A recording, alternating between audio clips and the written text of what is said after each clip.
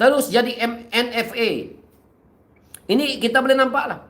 Tidak ada. 3 tahun Anwar Ibrahim jadi Perdana Menteri, tidak ada benda yang dia boleh reform pun. Mahathir bukan daripada parti reform tau. Pada PRU ke-14, apabila Mahathir jadi Perdana Menteri semula, kita tengok. Dia kata orang ini disiasat, orang ini ada cash, orang ini. Terus dia buat. Anwar Ibrahim hari ini, apa dia buat? Dia dulu kata apa?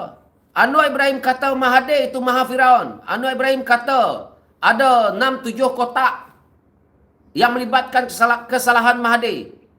Kamu orang tengok.